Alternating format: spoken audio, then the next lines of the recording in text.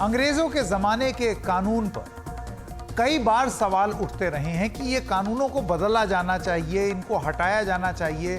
कब से हम ये ढोए चले जा रहे हैं, इनमें से बहुत सारे ऐसे कानून हैं जो कि उनके कोई मायने ही नहीं है, अंग्रेजों ने अपने लिए बनाए थे। एक नए भारत में, एक उभरते हुए भारत में इसकी कोई ज़रूरत नहीं है, आज़ाद भारत में इसकी ज़रूरत नहीं है। पर यह बहस चलती रही, समय समय पर इस पर राजनीतिक प्रयोग भी हुए। लेकिन पहले ये जान लेते हैं कि देश में सबसे चर्चित कानून भारतीय दंड संहिता यानी कि आईपीसी, जिसका फुल फॉर्म है इंडियन पीनल कोड, को लिखने वाले कौन थे, क्योंकि आज इस कानून के संदर्भ में हम खूब बात करने जा रहे हैं। इसके पीछे जो अंग्रेज थे उनका नाम था लॉर्ड मैकॉले। लॉर्ड मैकॉले वकील के तौर पर पहले केस लड़ रहे थे, तो वो केस था अंडे की चोरी का, और वो ये केस हार गए। इसके बाद उन्होंने वकालत छोड़ दी, शायद बहुत उदास हो गए होंगे कि मैं अंडे का केस हार गया।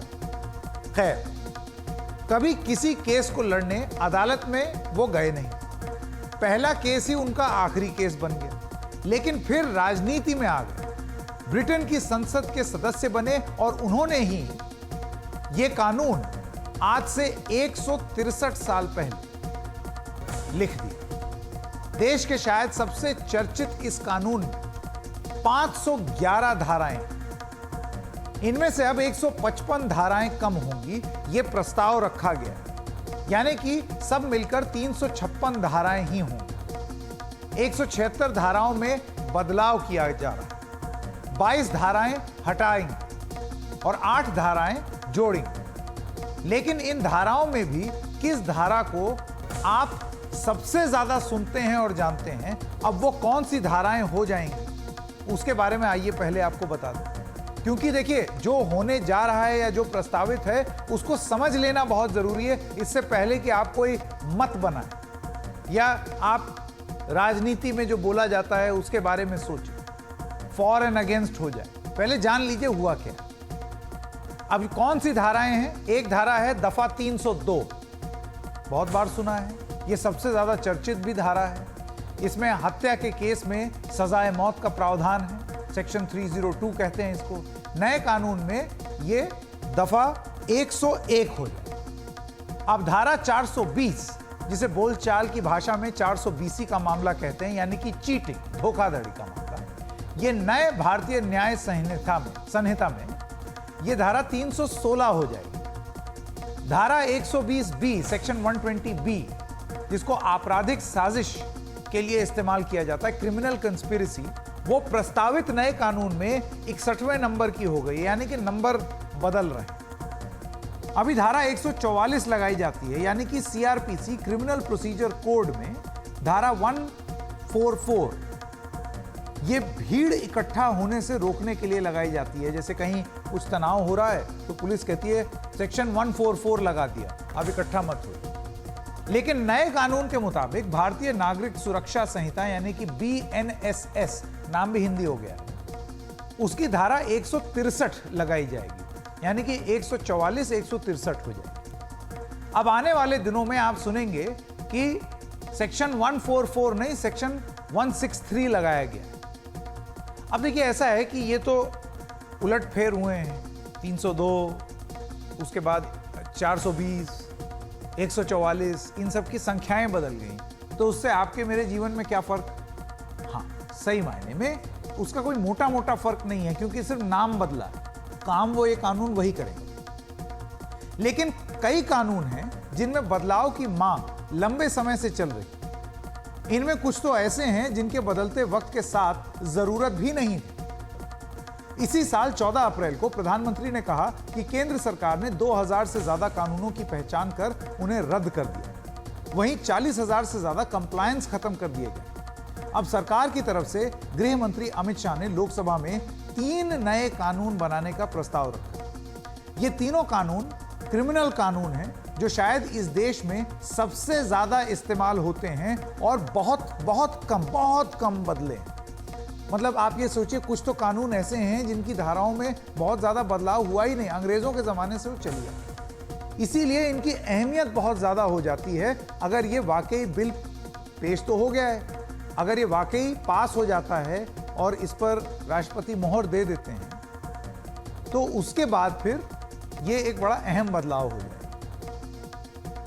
जो बिल पेश किए गए वो 3 कानूनों में जो बदलाव किए जाने की बात कही जा रही है, वो ना सिर्फ कानून का नाम बदला है बल्कि उसके अंदर भी कई बदलाव प्रस्तावित।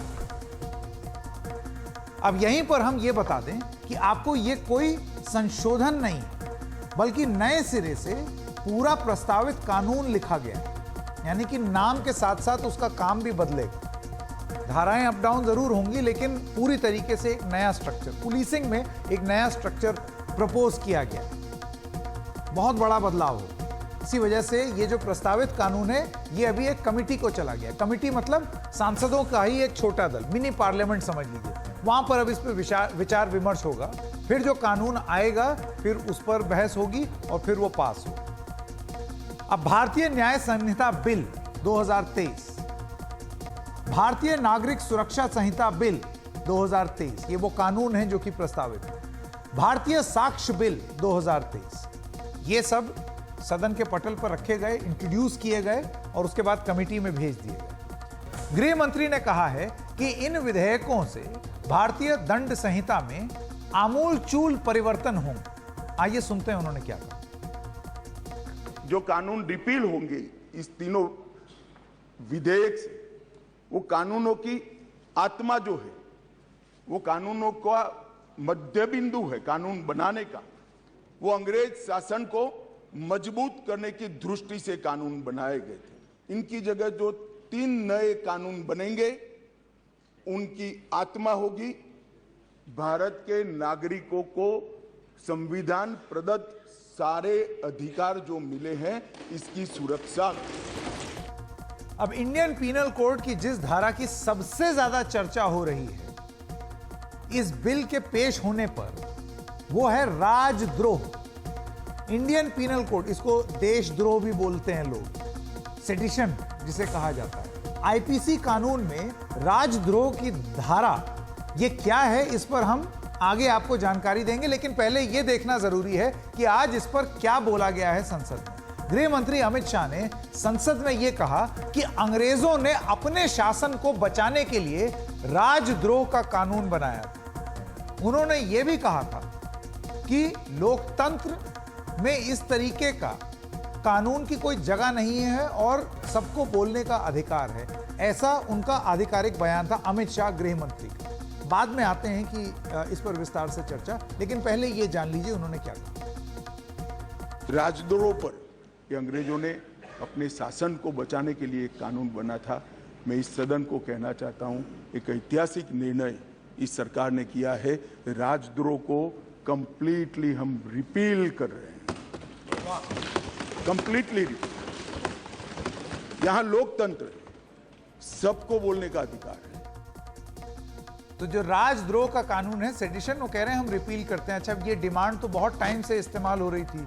खुद भारतीय जनता पार्टी की सरकारों ने और भी तमाम सरकारों ने, यूपीए की सरकार ने भी, राज्यों की सरकार भी इस कानून का बहुत ज्यादा इस्तेमाल कर, राजनीतिक रूप से भी इस्तेमाल करने के आरोप लगे। अब अमित शाह कहते हैं कि सबको बोलने का अधिकार है, इसको हम हटा देंगे। तो ऐसे देखने में ये लगता है कि ये तो बहुत अच्छी बात बोल गए, वो जो लोग हक की लड़ाई लड़ रहे थे उनके पक्ष की बात हो गई।